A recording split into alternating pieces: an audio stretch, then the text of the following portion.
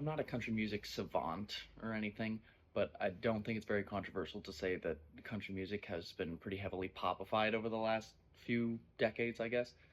And one thing that has changed is what exactly like the iconic Nashville songwriter is and is good at, and what they do.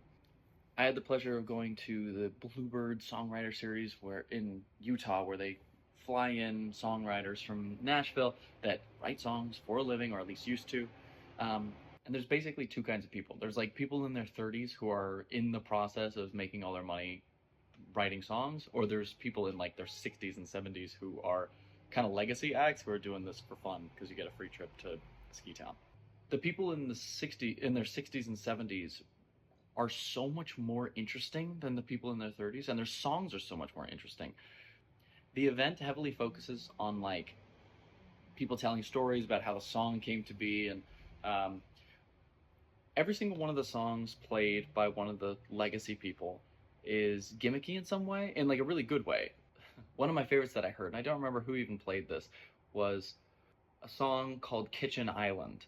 And the idea behind the song was that the person's wife wanted to go on a vacation, but they didn't have any money. So he said, "Why don't you vacation with me on this kitchen island?" And the whole song had like kind of like a Hawaiian swing to it, and it was goofy and it was fun, and it felt like something that someone would write for fun if they were a professional songwriter, like like an expert.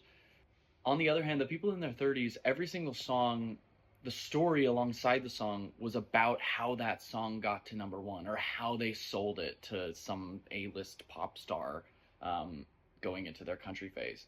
And the songs were fine, but they don't really like do anything for you. They're indistinguishable from AI. Obviously, that's not true for like all the people who did that, but old country where there wasn't as much money and you had to actually command an audience without already being an established like pop star, um, which requires more interesting songs. And so the songwriters, I think, were one more valuable because they were more talented um, at making things that are interesting. One little microcosm of like a general popification of country music, which just changes the structure of the song. It goes from a storytelling format to chorus, chorus, chorus, chorus, chorus.